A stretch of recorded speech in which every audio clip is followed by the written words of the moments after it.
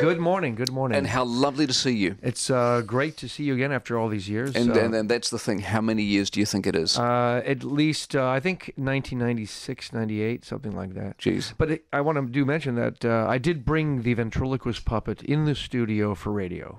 Fantastic. Is that going to work? I don't know. Do you know your radio history? First... How come no one introduces me? We'll get to you in a second, Chuck. Chuck's with this us. sucks already. Come on. Do you remember us, Chuck, last time we talked? Yeah. You didn't have the hair tease. Oh, come on, Chuck, please.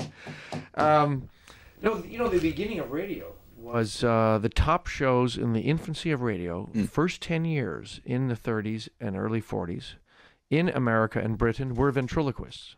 Seriously? You don't know your radio history. I know no radio history. This is disgusting. I've not done my research. Sorry, Chuck. You have not done your research. I'm once over lightly. That's why I've become so successful. It's here today, gone tomorrow. It's in one ear and out the other. No, it's in one ear and out the same one. We are filming this for the website, so that'll work out well. Do give us some background, though, because your career has been remarkable in that sense. You've chiseled out this unbelievable career over a very sustained period of time, doing something that, in theory anyway, most people would think is a dying art. Well, it's not really a dying art, but it's down there with the mimes and jugglers. I mean, when you think of ventriloquism, if someone were to say, you want to go see a ventriloquist or get your tooth pulled, he'd choose the dentist. Yeah, I would. Because it's just one of those things in the back of your mind, you go, well, this has got to suck, you know. But what I've done throughout the decades is I've brought innovation to this art form. I was the first one to give it the element of theater by adding pathos and music.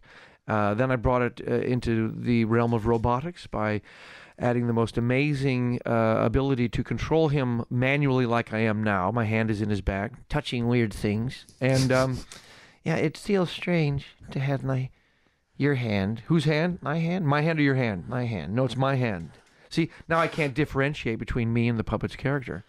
It's a controlled psychosis. Yeah.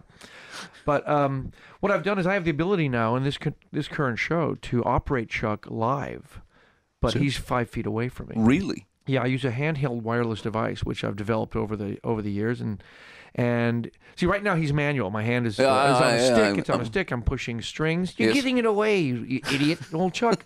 Come on, this is an art form, and I don't mind explaining it.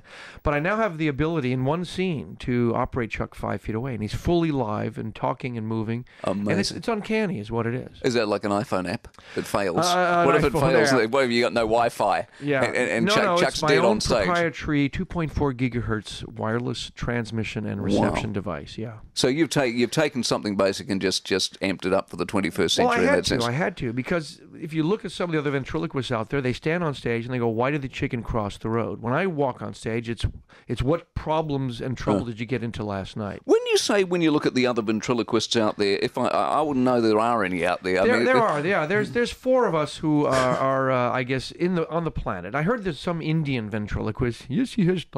Yeah. And I don't know who he is, but I heard India's got 1 billion people, so apparently he's fairly successful. Yeah. There is a ventriloquist named Nina Conti. Go Google her. She is funny, innovative, and really the only ventriloquist I look up to. She's brilliant. She's from England.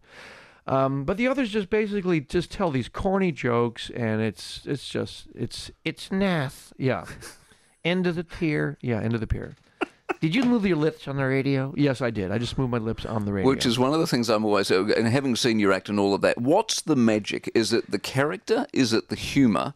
Or is it your ability in that very traditional ventriloquist type of way not to move your lips? And so the better you are at that, therefore that becomes the magic. Well, it's all of the above, but the real basis for ventriloquism is that us humans, we love miniatures. I mean, the first Neolithic carving that they found is of a doll, of a feminine goddess, all right? So puppets and dolls have been in our nature since the beginnings of time. And we love miniatures. We love train sets. We love dolls. We love teddy bears. And for some reason, we, I guess, anthropomorph ourselves into the characters. In other words, we identify with little bits of each character. Chuck is a naughty boy, you know. In my show, when he tells a bloke in the front row, "Get stuffed," yeah. I don't use those words. No, he doesn't. Oh, yes, I do. No, you don't. This is radio? Yeah, you can't say anything else. You mean like get? All right, that's enough, Chuck. But when he does that, right, We find that funny because he challenges authority, and we all wish we can do that. So he fills the psychological need of all of us wanting to challenge authority. And that's not changed. That forever. Is not changed. It'll never change. No, Yeah. I mean it's the same reason why. Well, no, I was going to talk about clowns. They're weird. No, we're not going to talk about clowns. They're sick. A clown touched me weird. Oh, come on, Chuck, stop it. Is that why you got Teddy as well? Because Teddy is the opposite. Well, Teddy was invented as the antithesis to Chuck's Chuck. character. Chuck is mean and cruel. That's right, and brash, and he's brash. And Teddy Bear is self-effacing. He is the type of puppet that he's very conscious of his looks, and he's too fat for his fur and all that. And that represents the insecurity we all have in all of us. So I'm very lucky. When I walk on stage, people already are wanting to see, what is he going to do now? And even if I wasn't famous or people knew who I was, the fact that I have a puppet on my arm is already an icebreaker. Did you ever worry in the early days, once you got your success, because you're the classic story, aren't you, the struggling actor, and you went to drama school and you were going to presumably, I don't know, be a television film? I ate chips for every week. That was all I ate. Seriously. And I would, I remember once coming home from a comedy club in New York City at 2 o'clock in the morning, and it snowed, and the buses, I didn't have money for taxi fare, and I walked through the snow 25 blocks in New York City. And you were what? Broke. And I was broke. I think that's a great career choice. Do you need to go through that? It's the classic thing. Do you need to go through that to appreciate the good times? Yeah. Look, you have to have the good times and the bad times. How do you know what is good if you don't have something bad to measure it against? You know, I once say if I made $1 billion a second, that would never pay me back for the years that I starved in New York. But it also gives you character, you know. Yeah. My son, he's 11 now, and if my plane crashes, he doesn't get any money till he's 35. Wow. Yeah, and that's because I don't want him to blow it all at 19, right? I'm not surprised. That's the Warren Buffett philosophy. It is, yeah. Enough money to do something, but not enough to, wreck it. Yeah, that's right. Happens a lot here in New Zealand. What? Yeah, look at America's Cup. Oh, here anyway, we go. There here you go, we Chuck. go. There you go. Here we go. So when the success did come in the ventriloquism, did you sit there worrying or thinking about that this can't last because of what it is and the art? This is a time and place thing. I don't know. I never had I guess that fatalistic view that this is only going to be a flash in the pan, because I've always been an innovator, and I've always. Once I achieve one level in this art form, I get bored and I go, oh my God, well, what am I going to do next? And so I think that has driven my art form into always attaining new heights. 2 years ago or 3 years ago, I did the first drama in Edinburgh, and it was a play. Chuck and I played. Yes. We played separate characters. And you talk to the puppet. Yeah, I played a guy named Zach, and he was Jack, or I forgot. I was Jack, he was Zach. I can remember. You're Zach, I'm Jack, you're Zach. Yeah, he was one jack off. So, but anyway, shut up, Chuck. So, it was a drama, and there was very few jokes in it, and it got 5-star reviews because it was a psychological thriller, and it was really twisted. But I don't know if I could bring it here, because people would go, "Where's Teddy Bear?" They want Teddy Bear. Yeah. But it was serious in the sense that it deals with, I suppose, you don't want to get too psychoanalytical about it, but presumably these are reflections of you and vice versa, and that's what the play was about. And you want to think that. You know, do I walk around the streets of Auckland thinking in Chuck's head or his voice? But no, he does put me on the dresser and makes me watch. No, I don't think so. But I one thing I've always done in my career is separated myself from the puppets. When I'm done, these puppets go in a suitcase, and I don't consider them as living, breathing entities. But here in the studio, as you can see on the webcam, right, Chuck is always moving, even though I'm talking. Yeah. My hand operating him is autonomous. I don't even have to think of him, trying to get a better view of you. You didn't shave today, did you? No, I don't, but that's a deliberate look. I don't think so. I think that's a late night last night. No. You're just an alcoholic, admit it. I don't do late nights anymore. I'm too old for late nights. But you like the... Chuck. Tone it down. You love the adventure, though, don't you? Away from the puppets?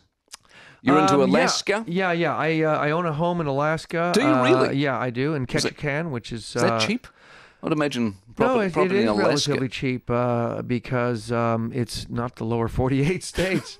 with the Los Angeles real estate boom. No, it's an amazing property on the ocean, and in the summer there is it's the salmon capital of the world. Oh, really? They have a massive salmon fishing fleet, but from my deck you can see gray whales and orcas and dolphins and eagles. It's quite amazing. But I love getting out away from it all. That's what I love about New Zealand. You know, as soon as you leave Auckland, you know, you're in some amazing Because the tours you do, you're going everywhere.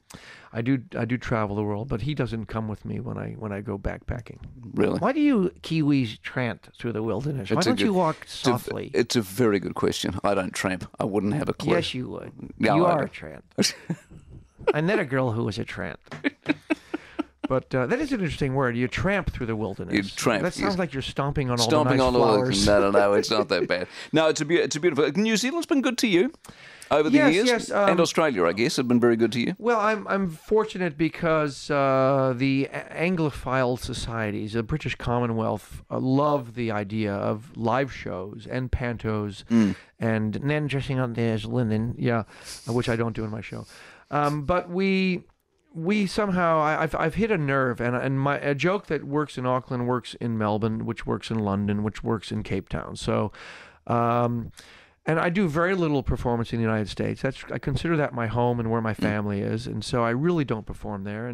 And my career has really been. I had a television show here in London and in Australia. So, I don't know. I think in a past life, you were an industrialist, conqueror, British dickhead. No, Chuck, please.